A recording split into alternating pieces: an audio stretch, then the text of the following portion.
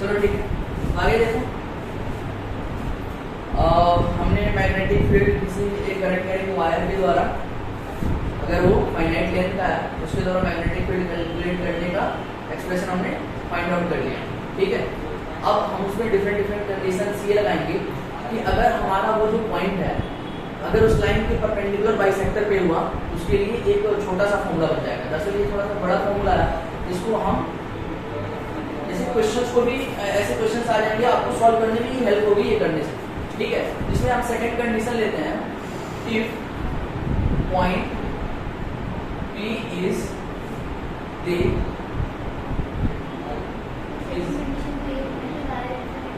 हाँ, इसकी second condition ये होगी। पहले एक कंडीशन ये लिख लो, if point P is at the perpendicular bisector of wire। Second condition इसलिए है, ठीक है, कि if point P is the perpendicular bisector of the wire। कहने का मतलब कि अगर हमारा एक वायर है AB जिसमें करंट I का फ्लो हो रहा है, तो हमारा जो पॉइंट P है ना, इस वायर के परपेंडिकुलर बाइसेक्टर पे, परपेंडिकुलर बाइसेक्टर समझ में आता है, 90 डिग्री पे तो उसका परपेंडिकुलर होता है। परपेंडिकुलर बाइसेक्टर, मैंने यहाँ पर जो परपेंडिकुलर बाइसेक्टर लिखा हुआ, बाइसेक्टर का मतलब क्या होता है, दो पार्ट में डिवाइड करना। मतलब जो हमारी परपेंडिकुलर लाइन है ना, जो परपेंडिकुलर बाइसेक्टर होता है, वो इस लाइन के परपेंडिकुलर भी होता है, उसके साथ साथ इसके बीच में होता है, ठीक है ना। तो इसका जो मिड पॉइंट होगा ना, इसका जो मिड पॉइंट होगा, उस पर एक परपेंडिकुलर लाइन ड्रॉ कर देंगे, तो ये हमारा क्या कहलाता है, परपेंडिकुलर बाइसेक्टर कहलाता है। समझ में आ गया। और हमें जो बोला जा रहा है ना, पॉइंट P हमारा परपेंडिकुलर बाइसेक्टर पे है, तब हमारा मैग्नेटिक फील्ड कितना आएगा। जैसे मान लो, मैं मान लूं कि यहाँ पर हमारा पॉइंट P है, ये हमारा पॉइंट P है, और यहाँ पर हमें मैग्नेटिक फील्ड कैलकुलेट करना है। ये बताओ, ये वाली लेंथ और ये वाली लेंथ दोनों अगर सेम हो गई, तो इसके द्वारा जो एंगल हमारा θ1 होगा और θ2 होगा, वो भी सेम हो जाएगा ना, ठीक है। ये भी हमारा थीटा हो जाएगा, ये भी हमारा थीटा हो जाएगा, यानी कि θ1 भी थीटा हो गया, θ2 भी थीटा हो गया, ठीक है। तो हम लिखते हैं इसके लिए, हमने सबसे पहले वो मैग्नेटिक फील्ड लिख लेते हैं। मैग्नेटिक फील्ड कितना आया था, मैग्नेटिक फील्ड का magnitude mu naught I/4 pi d into sin θ1 plus sin θ2। ये तो एक फाइनाइट लेंथ के वायर के लिए जनरल केस हो गया। अब इस केस के लिए हमारा θ1 और θ2 थीटा के बराबर हो जा रहा है, θ1 is equal to θ2 that is equal to theta हो जा रहा है। तो अब क्या करेंगे, समझिए, थीटा पुट कर देंगे, तो b इज इक्वल टू मिल जाएगा हमें mu naught I/4 pi d sin θ plus sin θ। ये दोनों मिलकर के क्या हो जाएंगे, 2 sin θ हो जाएगा, और 2 से 4 कैंसिल आउट हो जाएगा, तो ये मिलने वाला हमें म्यू नॉट I/2 पाई d, ठीक है, sin θ। यहाँ पर देखो sin θ plus sin θ is equal to 2 sin θ, तो 2 से 4 कैंसिल आउट हो जाएगा 2 बार में, ये हो जाएगा mu not I/2 pi d into sin θ। ये मैग्नेटिक फील्ड का एक छोटा सा एक्सप्रेशन मिल जाएगा। ये फॉर्मूला हम कब अप्लाई कर सकते हैं, जब हमारा पॉइंट P परपेंडिकुलर बाइसेक्टर पे हो। तो एक क्वेश्चन ये भी कर सकता है, अगर ये वाला एंगल आपको ना दिया हो, ये एंगल ना दिया हो, आपको दिया गया हो इसका लेंथ, ये एंगल आपको ना दिया गया हो, आपको इसका लेंथ दिया गया हो, ठीक है, कि हमारा जो वायर है जिसमें करंट I का फ्लो हो रहा है, उसकी लेंथ L है और पॉइंट P, और इन दोनों के परपेंडिकुलर बाइसेक्टर पे है पॉइंट P, और इस पॉइंट से इसके पॉइंट का बीच का डिस्टेंस d दिया गया हो, ठीक है ना। d तो पता है ना आपको क्या होता है, d इस लाइन से, मतलब जो हमारा वायर होता है, वायर से पॉइंट P के बीच की डिस्टेंस होती है, ठीक है। तो आपको L दिया गया हो, थीटा ना दिया गया हो, उस केस में हम कैसे कैलकुलेट करेंगे, तो डायरेक्टली हम जानते हैं यहाँ पर sin θ आ रहा है ना। यहाँ पर ये बताओ, अगर ये टोटल लेंथ L है, ये लेंथ कितनी हो जाएगी, L/2, ये लेंथ d है, ये लेंथ L/2 है, ये लेंथ कितनी हो जाएगी, √ L/2 का whole square plus d square. Perpendicular क्या कहते हैं, राइट एंगल ट्रायंगल की तरह ना दो ना, ये राइट एंगल ट्रायंगल हो गया ना हमारा, पाइथागोरस थ्योरम के द्वारा ये क्या हो जाएगा, ये L/2 है, ये d है, ये हो जाएगा √ L/2 का whole square plus d square. इसको जब कैलकुलेट करोगे ये कुछ ऐसे आएगा, ये हो जाएगा L square plus 4d square √/2, ठीक है।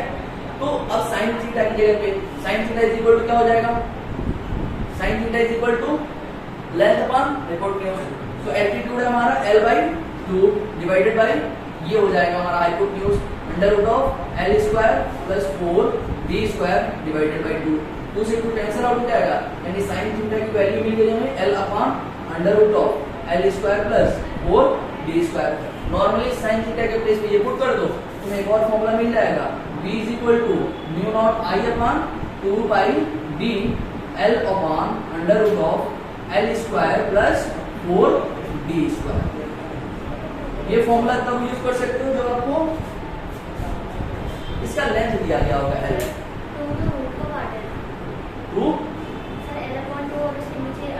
यहाँ पर देखो, यहाँ पर जब हम l अपॉन 2 का स्क्वायर करेंगे तो l स्क्वायर अपॉन 4 होगा प्लस d स्क्वायर होगा। ये l स्क्वायर और 4 का इधर मल्टीप्लिकेशन होगा तो l square plus 4d square, नीचे 4 बचेगा अंडर रूट में, और वो जब बाहर आएगा ये अंडर रूट के बाहर 2 आ जाएगा। बात समझ में आई? मैंने क्या करा, घर पे इसको फिर से ट्राई करना तुम लोग। b की वैल्यू मिल जाएगी mu naught I upon 2 pi d l upon under root of l square plus 4 pi d square. इसके पहले वाला जो केस था फाइनाइट लेंथ वाला, उसमें भी अगर आपको थीटा 1 और थीटा 2 की वैल्यू ना दे करके आपको लेंथ दिया गया हो तो आपको ये वाला लेंथ और ये वाला लेंथ दिया गया होगा। उस केस में भी कर सकते हैं ऐसा, sin theta is equal to इसका एल्टीट्यूड अपॉन हाइपोटेन्यूज ले लो और sin theta 2 is equal to इसका एल्टीट्यूड अपॉन हाइपोटेन्यूज ले लो और उसमें पुट कर दो तो एक नया फॉर्मूला बन जाएगा। तो ये अपने खुद से करना आना चाहिए, ये पढ़ाने वाली चीजें नहीं है, ये क्वेश्चंस आते हैं ऐसे, ठीक है। तो कभी लेंथ के फॉर्म में दे देगा, कभी एंगल के फॉर्म में दे देगा, तो आपको कैलकुलेट करना आना चाहिए कि एंगल से लेंथ के फॉर्म में कैसे कैसे चेंज करेंगे और लेंथ से एंगल के फॉर्म में कैसे चेंज करेंगे। हाँ, एग्जाम में क्वेश्चन डायरेक्ट फॉर्मूले हमें स्कूल में पढ़ा दिए जाते हैं। हाँ, ये अच्छी बात है, डेरिवेशन वाली चीज का आना चाहिए, क्योंकि अगर डेरिवेशन में सारे मतलब मैं ऐसा मानता हूँ ना कि डेरिवेशन अगर मैं अच्छे से आ गया पूरे सिलेबस का तो हम सारे क्वेश्चन में कुछ ना कुछ कर ही जाते हैं। हमारी बात समझे, डेरिवेशन मस्ट है मेरे अकॉर्डिंग। और धीरे धीरे एक्सपीरियंस होगा तो मुझे भी समझ में आएगा क्या बहुत ज्यादा इम्पोर्टेंट, लेकिन अभी तक मैंने जितना जाना है उसमें मुझे ये लगता है कि डेरिवेशन बहुत ज्यादा मस्ट है।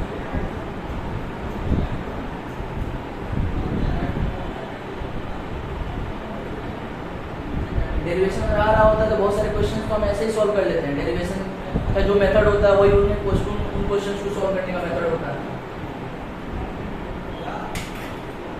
ठीक है। मिटाई से यहाँ पर लिख दें, तो मिटाई देते हैं, लिख लिया होगा तुमको, बिलिंग है वो।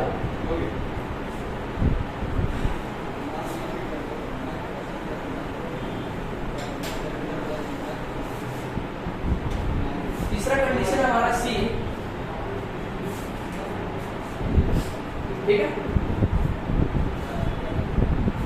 अगर हमारा वायर इनफाइनाइट वायर में चेंज हो जाए, मतलब इनफाइनाइट वायर कहने का मतलब क्या है, वायर इतना ज्यादा बड़ा है ना वो हमें उसका एंड पॉइंट हमें दिखाई नहीं दे रहा है। वायर इनफाइनाइट होने का मतलब क्या है, वायर इतना बड़ा है तो हमें एंड पॉइंट दिखाई नहीं दे रहा है। जैसे कि मान लो इसी वायर को ले लो, ठीक है, इसको थोड़ा सा और बड़ा कर लो। जैसे कि मान लो इतना बड़ा तुम्हारा वायर है, ठीक है, और तुम्हें यहाँ पर मैग्नेटिक फील्ड कैलकुलेट करना है बिल्कुल इसके नजदीक में, ठीक है, 0.001 मिलीमीटर के अक्रॉस इसकी लेंथ है, डी की वैल्यू, ठीक है। तो क्या इस लेंथ के कंपैरिजन में ये लेंथ क्या है, बहुत ज्यादा छोटा है। तो इस लेंथ की कंपैरिजन में अगर हम यहाँ पर मैग्नेटिक फील्ड कैलकुलेट करना है, हम इसको भी कह सकते हैं कि ये एक इनफाइनाइट वायर है। वास्तव में इनफाइनाइट वायर होता नहीं है, लेकिन अगर हमें जहाँ पर मैग्नेटिक फील्ड कैलकुलेट करना है उसके कंपैरिजन में उस मैग्नेटिक जो जिसके द्वारा मैग्नेटिक फील्ड आ रहा है उस वायर की लेंथ बहुत ज्यादा बड़ी हो जाए तो क्या कह देते हैं, कह देते हैं कि वायर हमारा इनफाइनाइट है। बात समझ आ गया ना। तो उस केस में हमारा जो θ1 होता है और θ2 की वैल्यू होती है ना वो 90 डिग्री हो जाती है। कैसे, जैसे देखो इसमें लिख लो, if wire is of infinite length, if wire is of infinite length, अब देखो infinite length को रिप्रेजेंट करने के लिए हम थोड़ा ऊपर की तरफ ऐसे उठा देंगे और हमें यहाँ पर क्या कैलकुलेट करना, मैग्नेटिक फील्ड कैलकुलेट करना, ठीक है।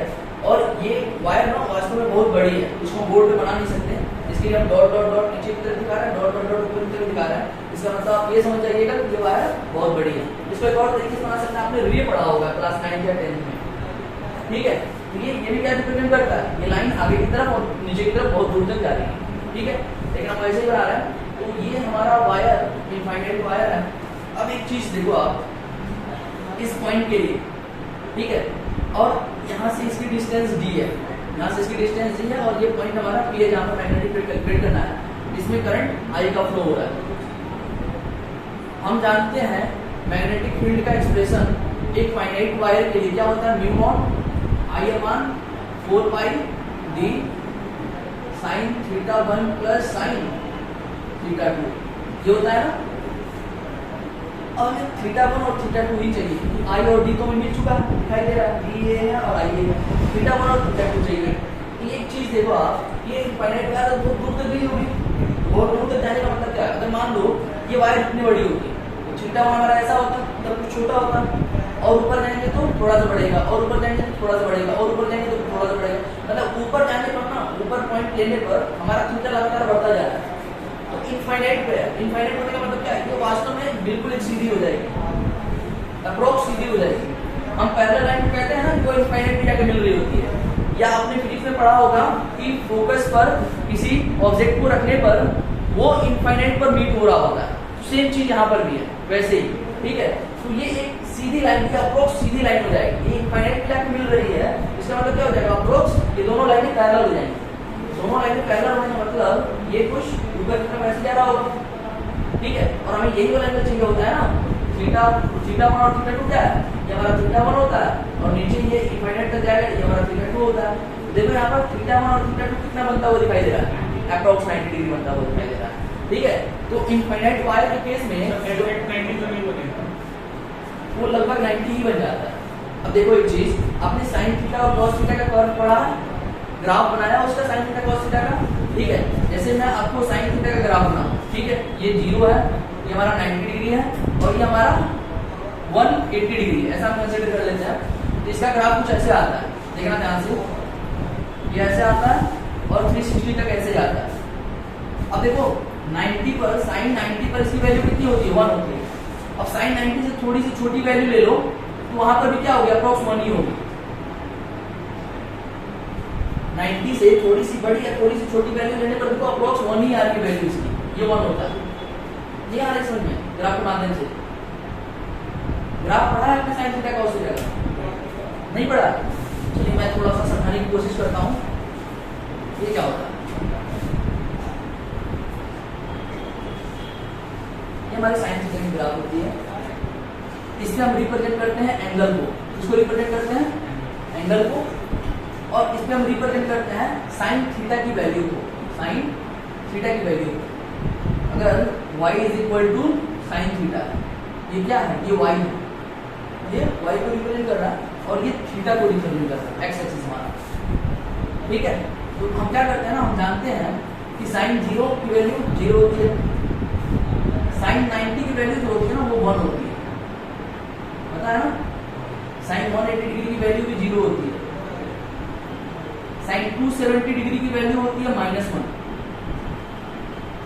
और साइन 360 की वैल्यू भी 0 होती है। अब समझो इस चीज, देखो हम 0 से 90 की तरफ जाते हैं ना, तो हमारा लगातार साइन थीटा की वैल्यू बढ़ रहा होता है, ठीक है। फिर 90 से 180 की तरफ घट रहा होता है, फिर 180 पे 0 हो जाता है, फिर 180 से और भी घट रहा होता है, लेकिन वो माइनस में जा रहा होता है। देखो y एक्सिस की मतलब x एक्सिस से नीचे की तरफ y की वैल्यू क्या होती है, नेगेटिव होती है।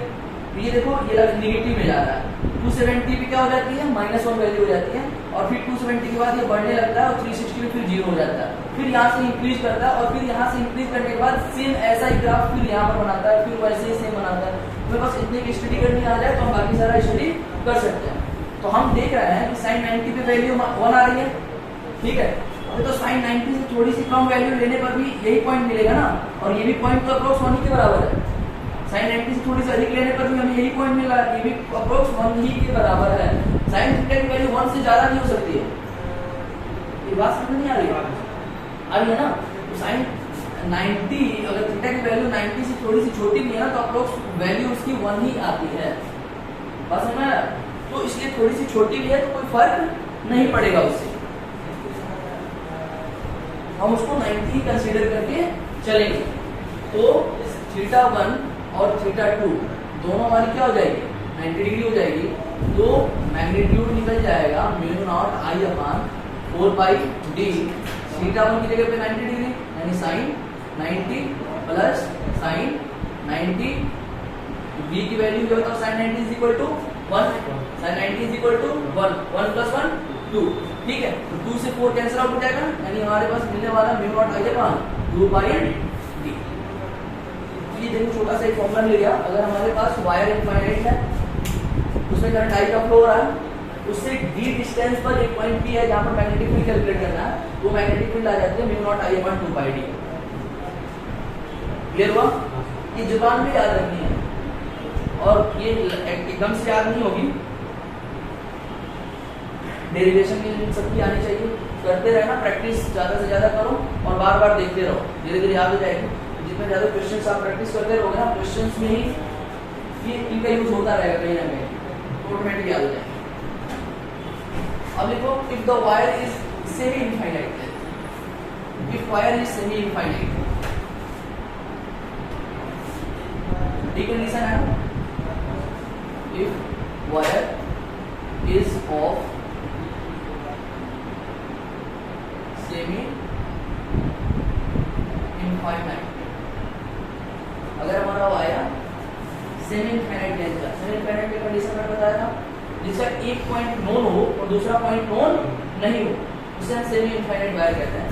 इससे क्या होगा ना, एक वायर है जिसका ऊपर वाला पॉइंट हमें नहीं मालूम है, उसका एंड पॉइंट कहाँ है, लेकिन नीचे वाला एंड पॉइंट हमें मालूम है, ठीक है।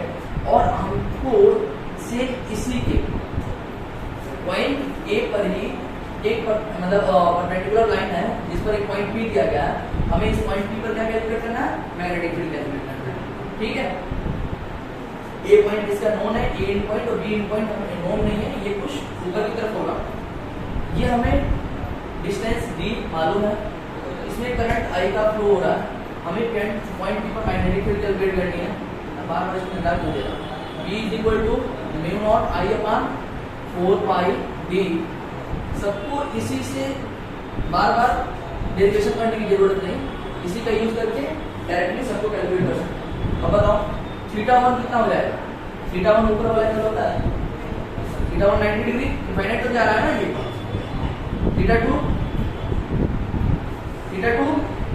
0, देखो ना, ये देखो इसी के साथ एंगल निकाल रहे थे ना, और ये जो हमारी एंड पॉइंट है इसी पॉइंट पर है, ये दोनों लाइनें लीनियर है, कोलिनियर है, 0 डिग्री कोलिनियर लाइन एक दूसरे से 0 डिग्री का एंगल बनाती है, 0 डिग्री हो जाएगा।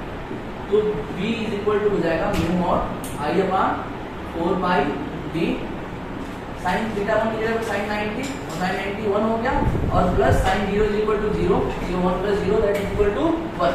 तो मैग्नेटिक फील्ड हमारी मिलने वाली है mu naught I upon 4 pi, इस सेमी इनफाइनाइट के केस में।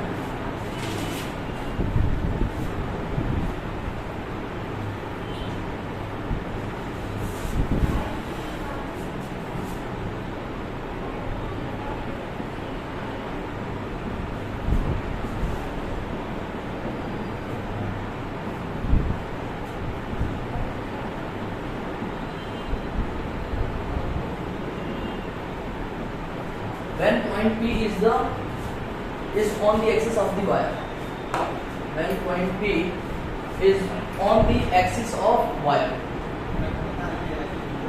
ये हो गया, नहीं हुआ, नींद आ रही है, बोलो, समझ में नहीं आ रहा? तो मेरी क्लास में ऐसे क्यों हो जाते हो? वैसे ही आई थी। और मैं सोचता हूँ तुम लोगों के लिए कुछ ऐसा करो कि मतलब हमेशा एक्टिव रहो, कर ही नहीं पाता। वैसे समझ में आ रहा है ना सारी चीजें, कोई डाउट तो नहीं आ रहा ना बीच बीच में, या तेज धीमा ऐसा कुछ, कोई भी डिफेक्ट नजर आ रहा है तुम लोगों को? कोई डिफेक्ट नहीं है, सही है। यार फिर थोड़ा सा हंसते रहो ना, मतलब यार नींद का क्या करें, चलो ठीक है कोई बात नहीं। हमारे सर जो थे वो नींद भी भगा देते थे, लेकिन हम भगा ही नहीं पाते यार। चलो ठीक है। When the point P is on the axis of the wire, axis axis of the wire का मतलब समझ रहे हो? एक्सिस ऑफ द वायर का मतलब ये वायर है हमारा, इसके एक्सिस पर होने का मतलब क्या है? इसको आगे की तरफ पीछे की तरफ बढ़ाएंगे, इसी पर किसी पॉइंट पर होगा। जैसे कि ये है ना, ये लेंथ है हमारा, ठीक है, तो इसको आगे की तरफ और पीछे की तरफ हम लाइन खींच दें इसको, तो यही इसका एक्सिस हो जाता है। ये वास्तव में ये क्या है? ये इसकी एक्सिस है, ठीक है, और एक्सिस इनफाइनाइट तक जाती है। क्लियर हो? तो इस पॉइंट पर जैसे मान लो ये वायर है, यहाँ पर हमें मैग्नेटिक फील्ड कैलकुलेट करनी है, तो वो कितनी होगी? इससे एक्स डिस्टेंस पर यहाँ पर हमें मैग्नेटिक फील्ड कैलकुलेट करनी है, तो वो कितनी होगी? ये हम कैलकुलेट करने वाले हैं। देखो ज़्यादा इसमें मैं मतलब समझाने के लिए तो बहुत कुछ समझा सकता हूँ, ठीक है, थोड़ा सा तुम्हें कंफ्यूज भी कर सकता हूँ, लेकिन नॉर्मल तरीके से समझा रहा हूँ। देखो मैं ये वैसे तो अभी वर्टिकली ले रहा था, लेकिन मैं यहाँ पर हॉरिजॉन्टली ले रहा हूँ, कोई दिक्कत नहीं है ना? वर्टिकली हूँ, वर्टिकली हूँ, मैं दोनों हूँ। पहले हॉरिजॉन्टली समझो और वर्टिकली समझो, ठीक है। हम मान लेते हैं इसमें करंट आई का डायरेक्शन, मतलब आई का फ्लो इस डायरेक्शन में हो रहा है, इसमें आई का फ्लो इस डायरेक्शन में हो रहा है, और हमें इसी के एक्सिस पर एक पॉइंट पी है जहाँ पर हमें मैग्नेटिक फील्ड कैलकुलेट करना है, ठीक है। अब एक चीज बताओ, सबसे पहले मैग्नेटिक फील्ड का एक्सप्रेशन में क्या आया था? DL cross R, DL cross R आया था ना, तो दो वेक्टर का क्रॉस प्रोडक्ट। यहाँ पर देखो, अगर मैं यहाँ पर एक एलिमेंट ले लूँ, ध्यान से देखना, यहाँ पर मैंने एक डीएल एलिमेंट लिया, यहाँ पर मैंने एक डीएल एलिमेंट लिया, इसका डायरेक्शन किस तरफ होगा? इस तरफ होगा, और आई का डायरेक्शन इसी तरफ है। और ये बताओ, यहाँ पर हमें मैग्नेटिक फील्ड कैलकुलेट करना है, तो आर का डायरेक्शन किस तरफ होगा? इसी तरफ होगा, यानी क्या हो गया? Angle between DL and R is equal to, बताओ, बोलो ना गधो, जीरो। कैसे होगा जीरो? देखो डीएल का भी डायरेक्शन इसी तरफ है और डीआर का भी डायरेक्शन इसी तरफ है, ठीक है, तो दोनों का डायरेक्शन सेम है, इसका मतलब दोनों का एंगल 0 डिग्री। तो जब 0 डिग्री हो जाएगा, तो अगर दो वेक्टर के बीच का एंगल 0 डिग्री है और उनके क्रॉस प्रोडक्ट लेने पर आंसर क्या आ रहा था? मैग्नीट्यूड क्या आता है? 0। दो वेक्टर के बीच का एंगल अगर 0 डिग्री है, तो उन दोनों वेक्टर के क्रॉस प्रोडक्ट लेने पर मतलब मैग्नीट्यूड 0 आता है, पता है ना ये, ठीक है। तो डीएल क्रॉस आर आता है हमारा मैग्नेटिक फील्ड में, मैग्नेटिक फील्ड क्या हो जाएगा? नहीं आ रहा, आ गया ना, मैं लिख ही देता हूँ। डीवी इज इक्वल टू क्या आएगा? म्यू नॉट आई अपॉन, बताओ, 4 pi dl cross r upon r cube, ये एक्सप्रेशन था ना। अब बताओ यहाँ पर डीवी इज इक्वल टू क्या हो जाएगा? डीएल क्रॉस आर तो 0 हो गया, पूरा का पूरा 0 हो जाएगा, यानी डीवी हमारी क्या हो गई? 0 हो गई, यानी बीवी हमारा क्या हो जाएगा? 0। क्लियर हुआ? मैं एक और तरीके से उसको समझा सकता था, लेकिन उसमें टाइम लग जाएगा। समझाया? नहीं समझा? बोर हो गए? इसको ऐसे भी देख सकते हो, यहाँ पर अगर पॉइंट है तो इसको मैग्नेटिक फील्ड कैलकुलेट करना। अब देखो क्या, मतलब ज्योमेट्रिकली भी देख सकते हैं हम, इस वाले फॉर्मूले की हेल्प से भी कर सकते हैं। सोचना मैं कह रहा हूँ ऐसा 5 मिनट। जैसे हमें यहाँ पर मैग्नेटिक फील्ड कैलकुलेट करना है, इस वाले पॉइंट पे थीटा 1 बताओ कितना होगा? थीटा 1 कितना होगा? सोच करके बताओ। देखो यहाँ पर होता था तो ऐसे करते थे ना, ये वाला एंगल, ठीक है, ये कहाँ चला गया? यहाँ चला गया, क्या हो जाएगा? थीटा 1 कितना, सॉरी थीटा 2 है, थीटा 2 0 डिग्री, थीटा 1 बताओ। सोचो, ये एंगल लेते थे ना, अब ये जैसे जैसे ऊपर जाएगा, जैसे जैसे ऊपर जाएगा, अगर यहाँ पर आया एंगल बढ़ जाएगी, सॉरी घट जाएगी, घट जाएगी ना, यहाँ पर आया तो और घटेगी, लेकिन यहाँ पर आ गया तो 0 हो जाएगी। अगर ये पॉइंट यहाँ पर आया तो 0 हो जाएगा, समझ में आया ना। अब ऊपर गया तो माइनस में, ऊपर जाएगा तो होगा,